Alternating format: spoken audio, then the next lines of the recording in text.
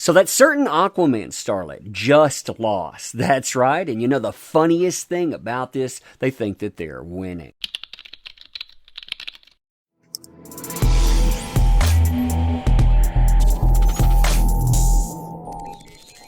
Oh man, so hey there to all you fine folks on this fine day, by the way. I hope you are doing excellently. And this one, oh, it is a beautiful one. Why? Because that certain Aquaman starlet, they did this to themselves. Now, when I say their case, I am talking about their, as in that certain Aquaman starlet's case, i.e. the counterclaim that they put forward. You had UK 2020. That was JD versus the Sun. You have April's coming up in Virginia. That's going to be JD versus that certain Aquaman starlet. That's for $50 million. And then you have a counterclaim where that certain Aquaman starlet said, you know what? I'm going to take you to court too. And since you're asking for $50 million, well, I need $100 million. Why? Because. Now that counterclaim is rather lengthy, coming in over 90 pages, so we're definitely not checking all of that out, but I would encourage you, if you haven't seen it, to look at it. Oh, it is some fine reading, but essentially, you can boil all of those becauses down to this one idea. JD, he will do anything, absolutely anything to get back at that certain Aquaman starlet. Now, that certain Aquaman starlet absolutely hammers this point too, and that's really where they mess up, because they say since May 2016, he has taken every opportunity to initiate, to coordinate, to oversee and support or amplify petitions to go after jobs, like as an actress for Aquaman or a spokesperson for L'Oreal, and she credits him with two ways of accomplishing this. Now, the first one has already been tossed out of court. You know, the one where he has representatives and agents in Virginia. They're creating, controlling, manipulating social media accounts, talking to people in foreign countries. Yeah, that one's already been kicked.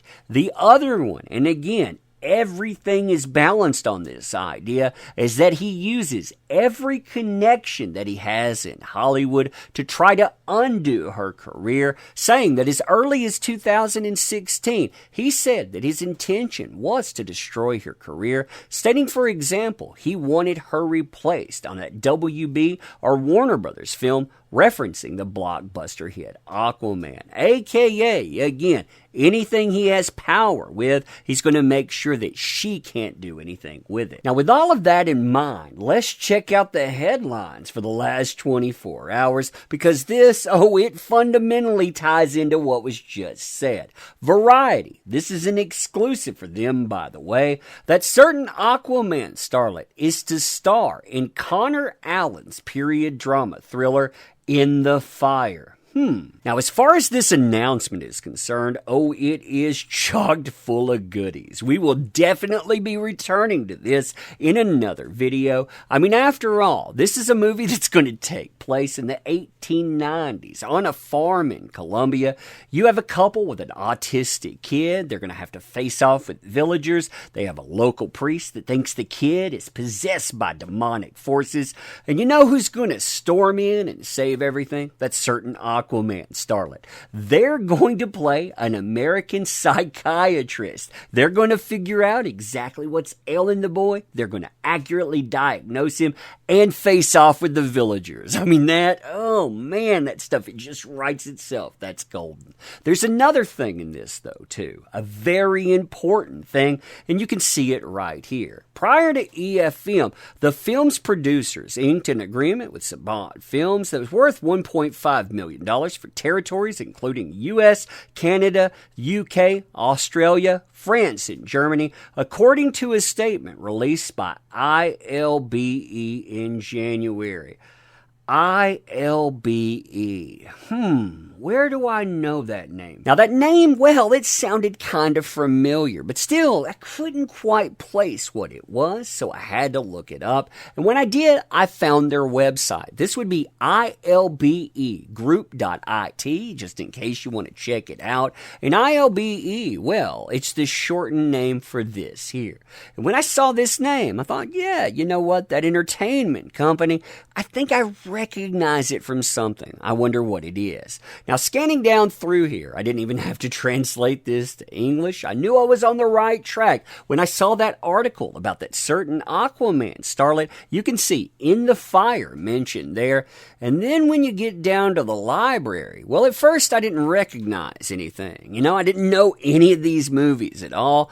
But when I flipped the page, well, second one there, Puffins, yeah, that's right, I remember that movie with J.D. starring in the role of J.P. Now, interestingly, that's not all you're going to find on the site. If you tab over yet again, oh, look what you find here. Waiting for the Barbarians. Oh, yeah, I remember that. That's right. A movie that had not one superstar in it, but two superstars in it, with not just J.D. in it, but Robert Pattinson as well. See, that name that I was thinking of, that name, yeah, I had seen it in conjunction with this when they were talking about distribution and on. See, that connection absolutely decimates that certain Aquaman starlet's counterclaim because, again, they're saying that anything that JD has sway or control over, anything that he could influence, he would utilize to wreck their career. Well, really, look at the movies that this place makes up. Tell It Like a Woman, aka Together Now. Have you ever heard of that? Because I certainly haven't. What about Dakota? Does that ring any bells? Muty, same way. You ever heard of that? Let's look at another page here. State of Consciousness. Have you ever heard of that one? What about Eddie and Sonny? Or Arctic Friends? And well, here's a few more. The Poison Rose, or the Giving Back Generation, or In the Fire. The one that certain Aquaman starlet's going to be in. Again, he has sway over this company. He does. His name, it is connected there. Now, the best part of all of this is that certain Aquaman starlet doesn't see this for what it is. Oh no, they've been going around social media. They've been bragging about this, thinking again that this is some kind of victory. The people that are in that camp, they've been doing that too. All of them saying, ha ha ha, look at this right here.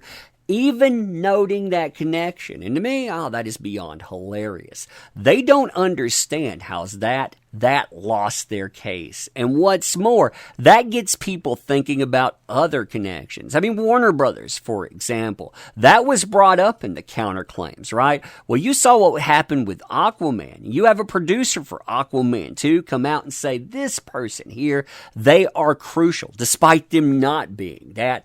What happened with that other guy? Oh yeah, Fantastic Beasts 3. He's supposed to be an essential character. He's supposed to be the villain in that. Well, they not only replace him, they have to pay him $10 million to boot. Yeah, who's doing damage to whom? I wonder indeed. But anyway, let me know what you think about this stuff. And as always, appreciate the heck out of you. You make this stuff work. Thank you. Want to help out the channel, by the way? Links in the description. We can always use your help too, so check those out. But you being here, that matters most of all. So thank you. Appreciate you. Ended here. See you soon.